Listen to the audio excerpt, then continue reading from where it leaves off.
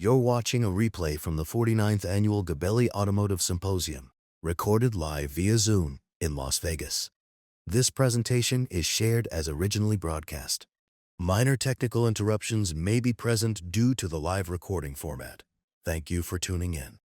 Could not be any happier to have AutoZone here well, certainly for 18 straight years, because that's all I know.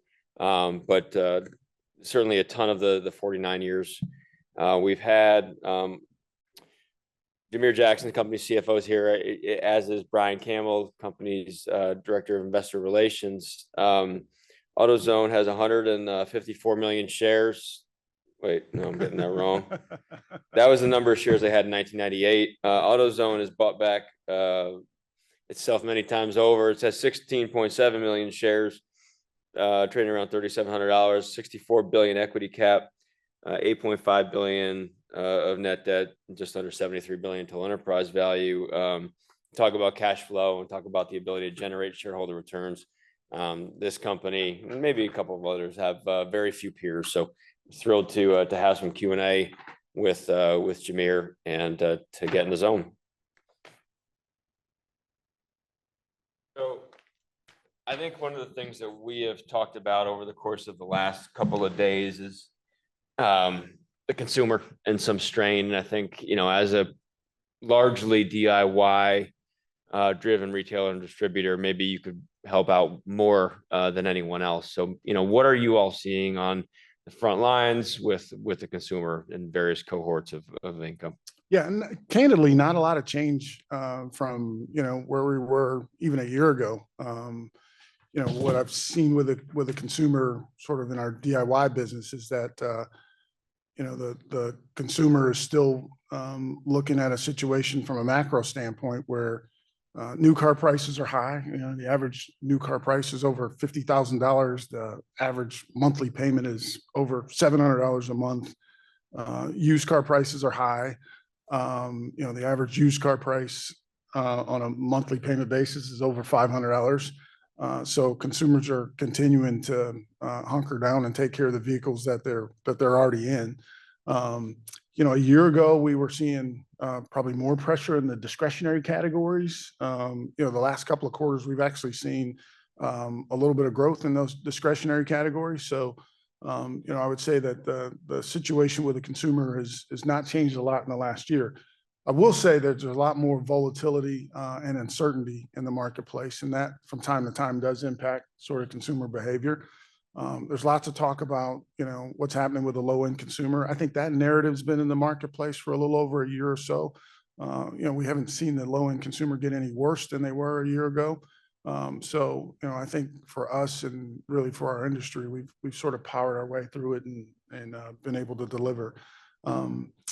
The other thing I'll say about the consumer is that, you've seen on a macro basis, numbers like the unemployment numbers ticking up a little bit. We're now up closer to 4.3. That's still very good. And if you look at that in combination with where average wages are, the consumer is still hanging in there, if you will. But the volatility and uncertainty does from time to time, cause consumers to pause. But the macro factors in our industry are very strong, with a growing car park, an aging car park, and a consumer that's been pretty resilient through it all. As you're thinking about this, and you have not seen the deterioration of the consumer yet, but clearly there's enough in the way of tea leaves that you could be seeing it. Have you seen anything as it relates to mix, some good, better, best choices changing, and how does that factor into your own inventory and sourcing planning? Yeah, we haven't seen a lot of trade downs, which, typically when things get tight from a consumer standpoint, you'll see some trade down in terms of the good, better, best stack. We haven't experienced that, as we've moved into this fiscal year and even in the tail end of last fiscal year. And what I'll also say is that because, consumers are hanging on to their vehicles a little bit longer. I mean, the average age of a vehicle on the road now is, I think, 12.8 years. It's ticked up a little bit every single year for the last 5 or 6 years. And because consumers are anticipating having to hang on to those vehicles a little bit longer, we actually saw in certain categories where consumers were actually trading up because they realize they're going to be in the vehicle a little bit longer. They're probably not going to buy a new vehicle or a used vehicle, and that obviously bodes well for us as a business. Sure. We've talked a lot about inflation over the course of the last day and a half. This has been an area where you have excelled over time, your ability to not only deal with costs, but pass that along to consumers in an appropriate manner. Talk about the decisions that take place at AutoZone regarding pricing and your ability to not only in an inflationary environment maintain gross profit dollars, but also gross margin, which is obviously accretive to EPS. Yeah, I mean, we continue to benefit from the fact that we're largely a break fix business. I mean, 85% of our mix, if you will, is in sort of failure and maintenance categories, where if you're going to keep a vehicle in operation and be on the road, you're going to have to maintain that vehicle and fix those things that ultimately fail.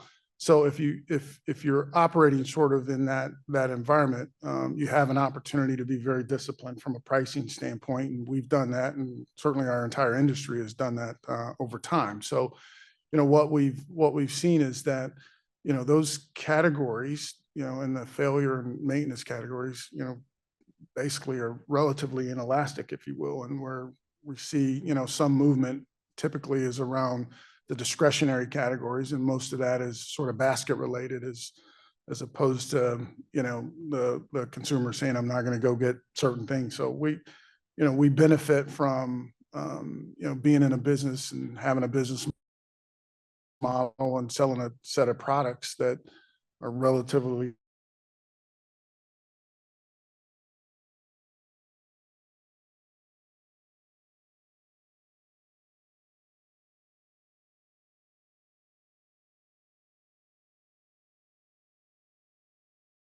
maintain our gross margins as we move through. We do that with discipline, and we want to make sure that we're taking care of the consumer. But at the end of the day, given this model and the relative inelasticity, I've said at different points in time that inflation tends to be our friend. Some retail inflation that gives us an opportunity to raise retails, maintain our margins, and overall create more gross profit dollars inside the business. You're unique in so many different ways, but one of it is just your reach. Can you talk maybe regionally about what you've seen? Any differences geographically? From a top line perspective. Yeah, there are always nuances within the regions. Obviously in places like the Rust Belt, we want to make sure that we get the kind of weather that is going to generate failures for us, so that ultimately we can keep that portion of the business humming right along. So what I'll say is that regionally there are always nuances, whether it's weather or regional dynamics in terms of economies, et cetera. But what I'll say overall is that when we look across the country, particularly in the U.S., things are performing about as we would have expected. And just to remind us, you mentioned weather, and that ends up kind of over time evening out. You comping against an easy winter a year ago, I would imagine. Yeah, I mean, a year ago we did have some weather in the kind of October timeframe that makes the comps a little bit easier for us. But overall, I would say last year's winter, when we look at it in totality, was about average. Yeah. And we're anticipating to have a sort of a good winter this year. And I just remind people that we like really bad winters. We like cold and ice, and I like when my friends in Texas call me and say that it's freezing here and my pipes are breaking and my car won't start and all of those kinds of things. So we like really cold, nasty winters, and we like really hot summers because those things generate failures, and we get an opportunity to sell a lot of parts in that environment. Yeah, you guys do. My kids stay home way too much when that happens. So that's for sure. So if we are kind of thinking about your organization and some of your strategic initiatives. Maybe talk about a couple of the areas that you're wanting to either grow or to embed yourself even further with your customers. Yeah, well, clearly we've been focused on accelerating the growth in the commercial portion of our business. And we've done a pretty good job of that. In fact, this last quarter, it was about a third of our mix on the US side. 5 years ago, that number was closer to 19 or 20%. We've continued to invest in a disciplined way in making sure that we jam more parts in the local market closer to the customer, and grow our market share. Right now we're probably a 5 share in a market on the commercial side of the business that's approaching, $100 billion or so.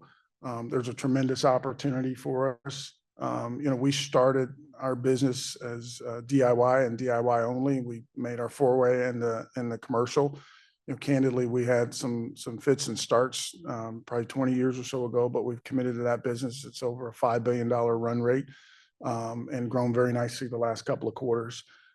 So we've invested in a meaningful way in adding more inventory. We're building hubs and mega hubs. Our mega hubs in particular have been a real boost to our business. Those mega hubs carry close to 100,000 SKUs, where a typical satellite store is closer to 30,000. That incremental inventory in a local market enables us to say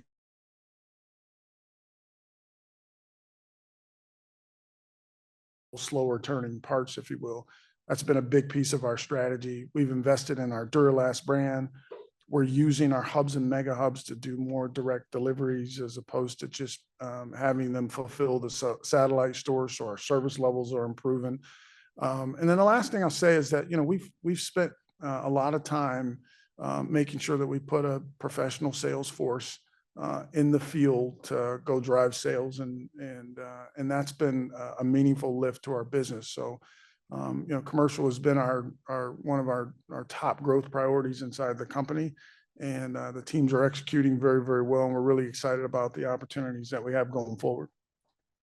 After a relatively small incubator, or after an incubator for some time, you've really expanded quite a bit in Mexico. Can you talk about that initiative, the market there, and kind of how that's progressing relative to expectations? Yeah, we're really excited about the growth opportunities in Mexico. We have a little under 900 stores there. We actually think we can probably double the size of that chain within the next decade or so.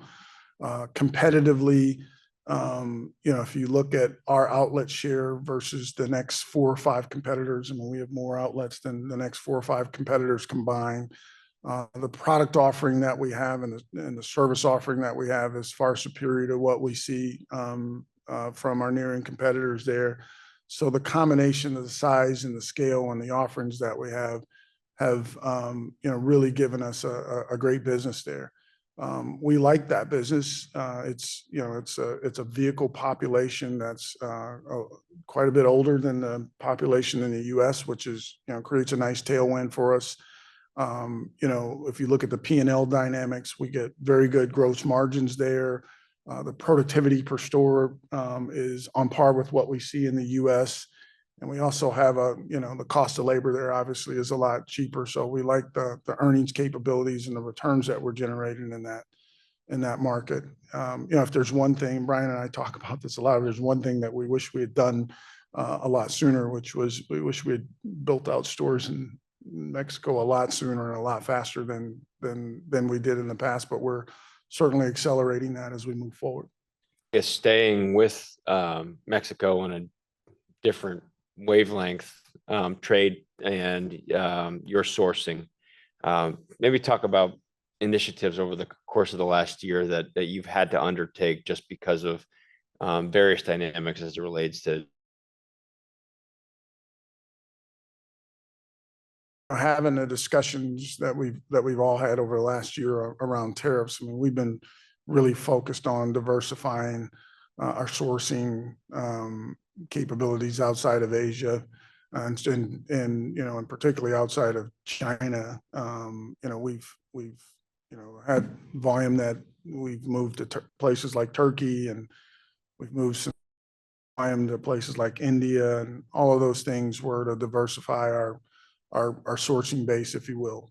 Still the overwhelming majority inside the industry does come out of China, but we've done a nice job. If I look at our direct import business, where we were direct importing, closer to 85 or 90% out of China a few years ago, that number's down closer to 60 today, and it's going to have a 5 handle on it based on the plans that we have in place. So that's been important.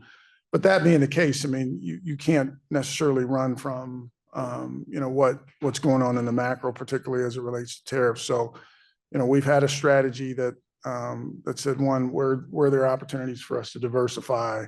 The second piece of that has been to make sure that we're working with our suppliers, and where there are opportunities to have deflation offset some of the tariff impacts, we've pushed really hard. Again, that's about being disciplined for the consumer.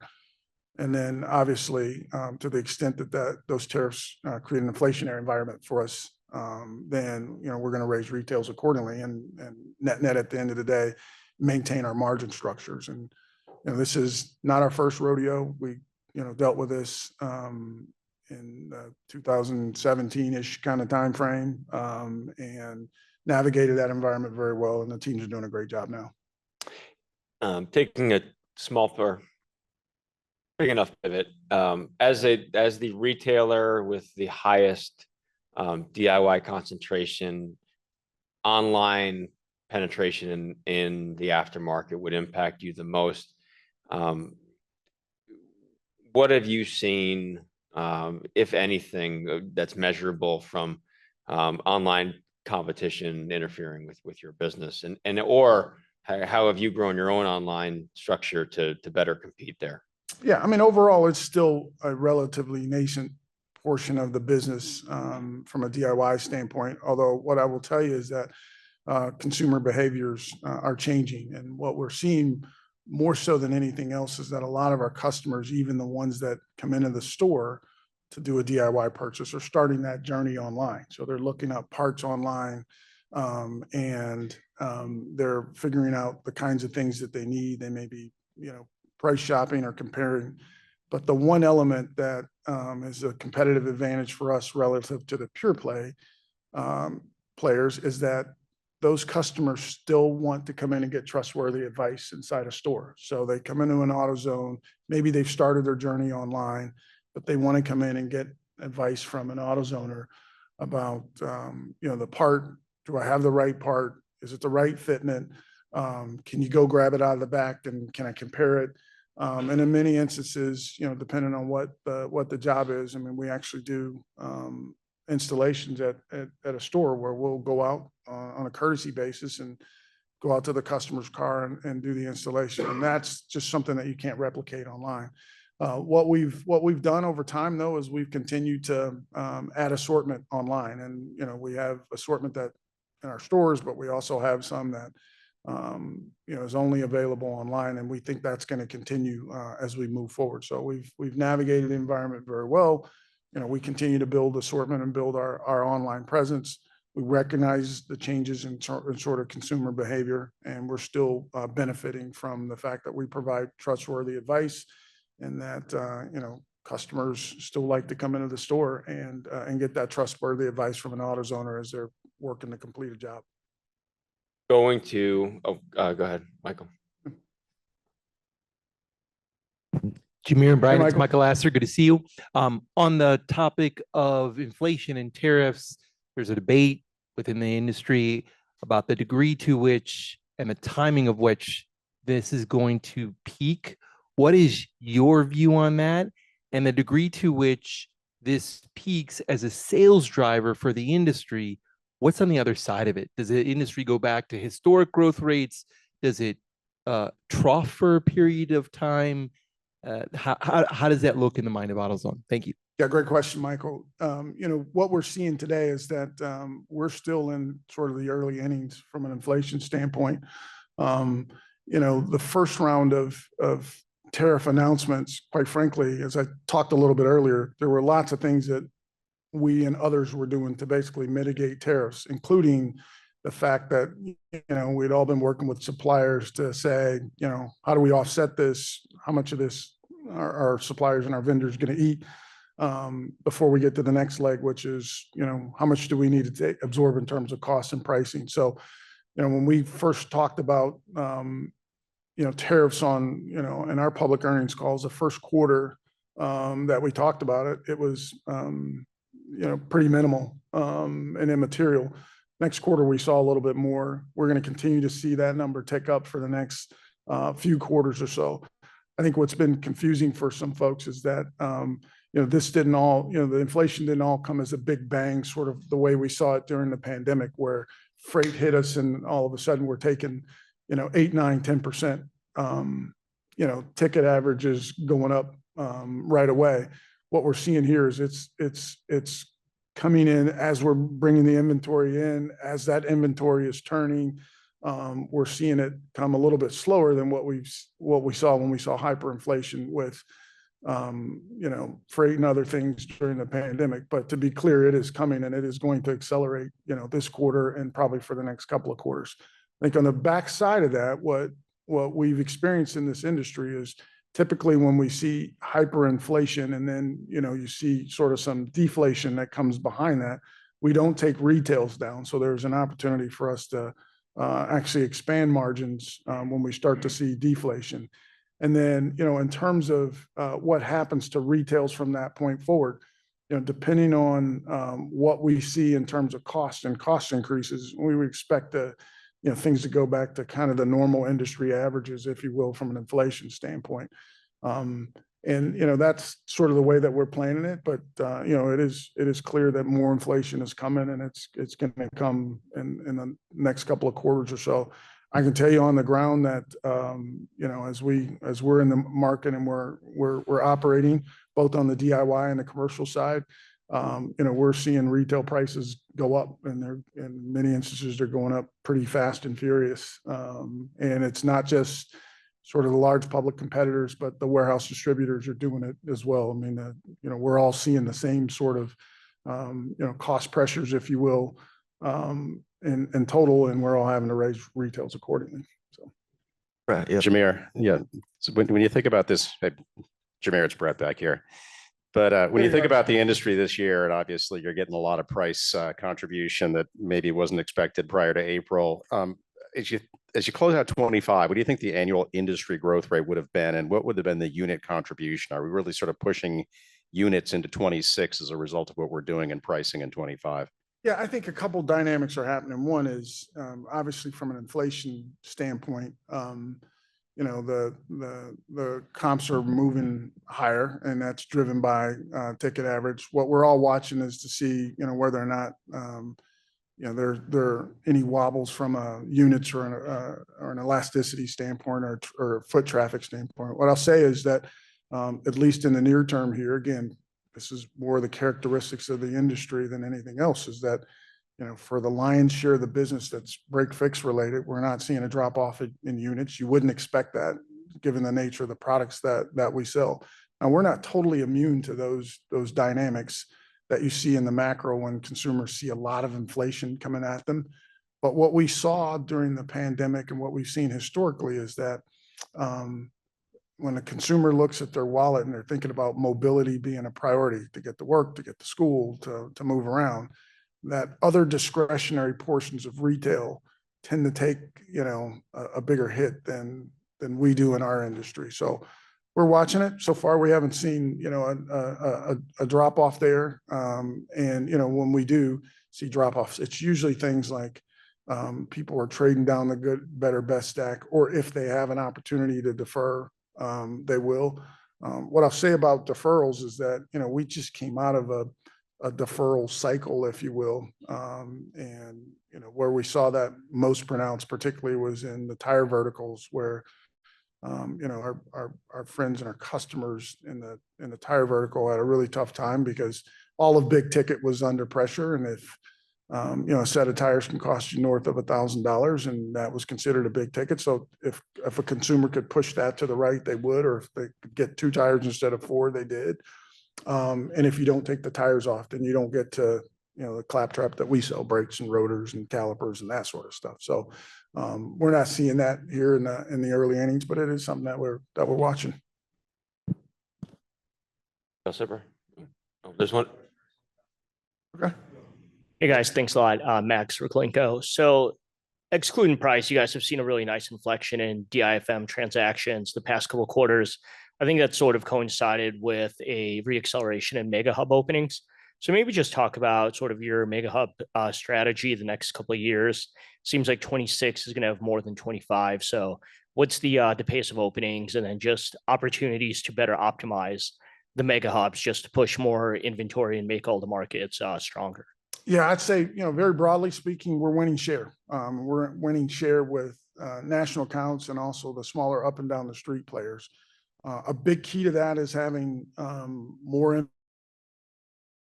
We have a plan that we've laid out that says we'll get close to 300 mega hubs at full build out. And, candidly, it's likely to go higher than that just based on the success that we're having with the strategy, what we're seeing in terms of cannibalization, and more importantly, what it means to have those parts in the local market lifting the entire network. So we're excited about that piece of the strategy. It's important for us to make sure that we've got that inventory and that inventory is efficient. And, I get the questions a lot about, why the big box formats and that. And the very simple answer is that we've seen a lot of parts proliferation in this industry. And so the trick has been, what do you forward place in a satellite versus a hub versus a mega hub versus at a distribution center? And increasingly we're getting, a lot of products that are shipped direct from the vendor, either to the store or direct to the customer. So, having that algorithm right, and making sure that you got the right parts in a local market close to the customer is really, really important in terms of winning in the marketplace. And we're doing a good job of that. And we've got a lot of potential in front of us as well. Greg. Hi, Greg Malik with Evercore. I guess I had two questions. One, just remind us tax refunds, what that's done historically, and if we'd expect to see that next year with the Big Beautiful Act refunds, if there would be any reason that you wouldn't see that normal propensity to fix your car with those checks. And then second is immigration. Do you think the lack of flow this year has had any impact on demand or the increased deportations? Yeah. So, in the first one on tax refunds, obviously our spring selling season, sort of coincides with tax refunds. And, we call that our Super Bowl or our Christmas, if you will, inside the business. And, we see a meaningful lift in our business during that time frame. Based on, what we're hearing, at least in the early innings, there's a potential for the refund checks to be a little bit larger. And so, we would expect that to have some impact on our business. But what I also say is that, as we get closer to that time frame, we have a much better view. Tax refund season can be a little bit nuanced for retailers, and our business is no different in that regard, in that if the weather's nice and it's warm, people get out, they spend money, particularly discretionary money, then we see a nice lift associated with that. If the weather's not great during that time frame, and sometimes you miss those purchase occasions altogether. The one thing that that we can always count on, that sort of underpins our selling season, is that start spring break and when people are traveling a little bit more. And it also coincides with when people go and buy a lot of used cars. And so those used cars are being refurbished during that time. Those used car dealers are buying a lot of parts from us. And then the customers, sometimes after they buy those cars, they countries and other things that we sell as well. So, those are kind of the dynamics during that time frame. We want to make sure that the flows happen. And we also want to make sure that, the weather's good and the consumer's feeling good about taking that check and spending it. But it's been pretty consistent and steady, with the exception of, sometimes the weather doesn't always cooperate during that time frame. And then on immigration and deportations, what I'll say is we haven't seen anything material when we look broadly across the U.S., but there are pockets clearly where to the extent that there are, National Guard troops on the ground or a big media cycle around deportations, you do see a little bit of a hibernation, and then once that cools off, people come back out, and it's sort of business as usual. So what I'll say is that, it's been a little bit more temporary and transient than it has been sort of a long-lasting impact, if you will. Jamere and Brian, unfortunately, we're running out of time. Thank you very much. Brian Sponheimer is a portfolio manager and Edward Nakamura is a research analyst at Gabelli Funds. This webcast is a recording from the 49th Annual Automotive Symposium, which occurred on November 3rd and November 4th, 2025, in Las Vegas, Nevada. GAMCO is providing these links as a matter of general information. We do not intend for these links to be a complete description of any security or company, nor is it a research report with respect to any of the companies mentioned herein. As of September 30th, 2025, affiliates of GAMCO Investors Incorporated beneficially own 24.44% of Stratec, 10.09% of Rush Enterprises Class B and less than 1% of Class A, 6.44% of Standard Motor Products, 4.39% of Monroe, 3.96% of Dana, 1.68% of AutoNation, 1.17% of Advance Auto Parts and less than 1% of all companies mentioned. The analysts' views are subject to change at any time based on market and other conditions. The information in this posting represents the opinions of the analyst and is not intended to be a forecast of future events, a guarantee of future results, or investment advice. Views expressed are those of the analyst and may differ from those of other GAMCO officers, analysts, other employees, or of the firm as a whole. Because the investment personnel at GAMCO and our affiliates make individual investment decisions with respect to the client accounts that they manage, these accounts may have transactions inconsistent with the information contained in this posting. Certain GAMCO personnel may know the substance of the posting prior to its posting. This webcast is not an offer to sell any security, nor is it a solicitation of an offer to buy any security. Stocks are subject to market, economic and business risks that cause their prices to fluctuate. When you sell shares, they may be worth less than what you paid for them. For more information, a prospectus, or summary prospectus, visit our website at www.gabelli.com or call 800 Gabelli 800 422 3554 914 921 5100 fax 914 921 5118 info@gabelli.com